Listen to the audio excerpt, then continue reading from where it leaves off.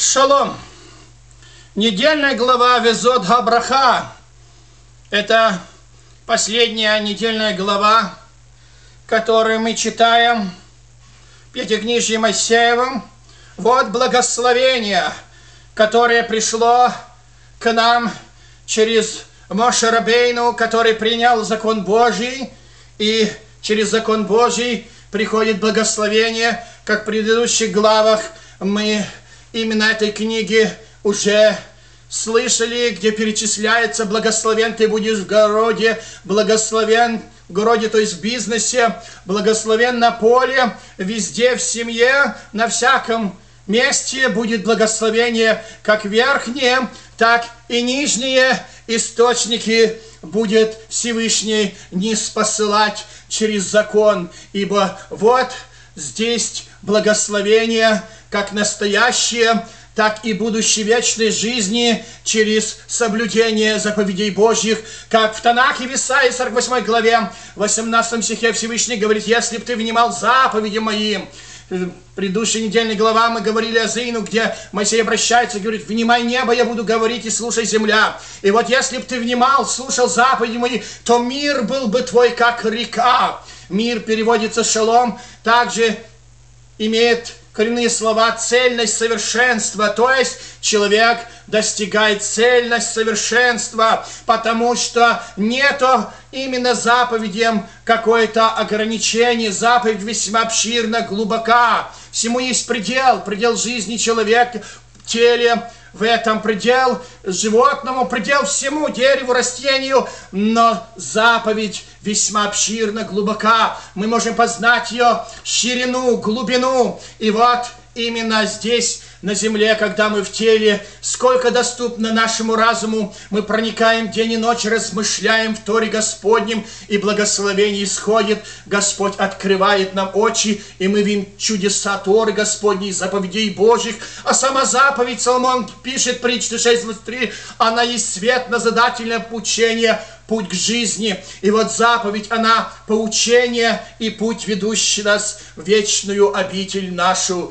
И вот эти благословения через Торы Моисей дал нам, как говорится в этой недельной главе, закон дан нам через Моисея. И таким образом это благословение через Моисея пришло к нам от Господа из высших миров, ибо дана нам Тора, заповеди Господние. Але биди год кербедеваудин, ламо гоштель биди кламен. Но Новый Завет нам говорит также о благословениях, которые даны нам через Иешуа Машиаха, посланника Нового Завета, Келман и Кесель Парамаутин. И одно из них благословение, которое мы имеем в жертве его, Карман и Кламен, как Даниил говорит в 9 главе 27 стихе, что именно принесение жертвы на Голгофу это будет вменено в праведность не Иешуа Машиаха, ибо там сказано: и не будет.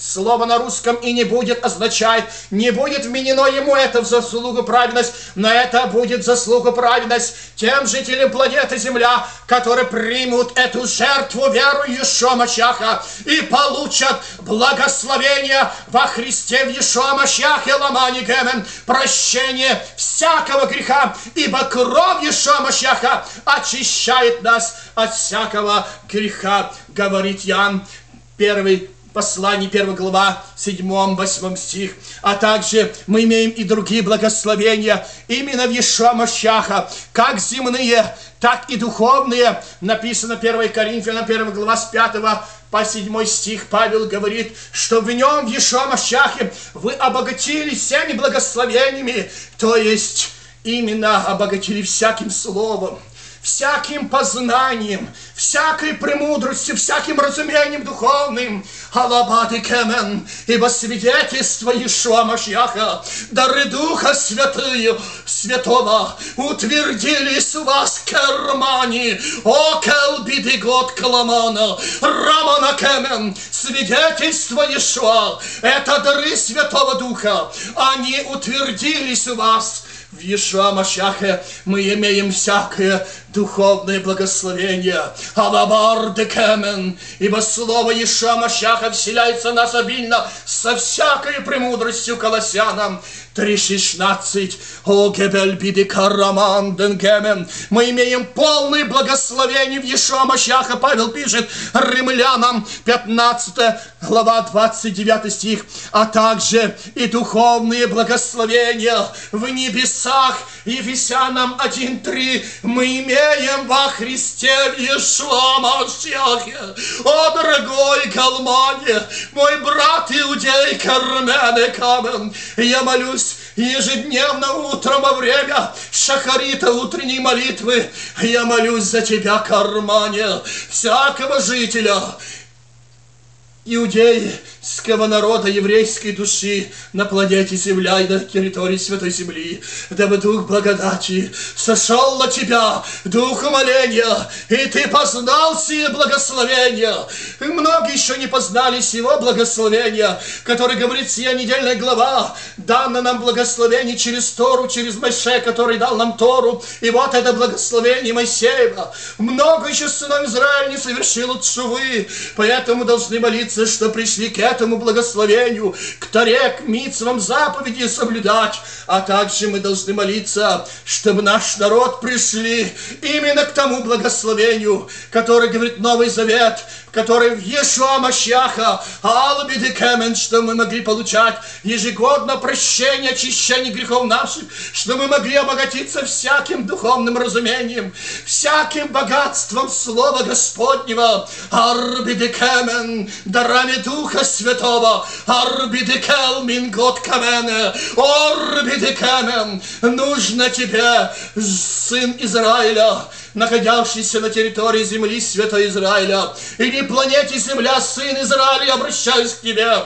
Нужно тебе сие благословение, которое говорит наша недельная глава. Вот благословение. А Моше дал нам Тору и благословение в мицвах, в заповедях Господних. Благословение земные и небесные здесь, и в вечность кебеляурдекемен. Но именно закон через Моисея благодать и истина, вторая благодать через Иешуа. И ты не должен и эту благословение, благодать отвергать, но принять это благословение, дабы получить прощение всех твоих грехов. Прощение грехов всех жизней твоих, жизни этой и жизни этого года.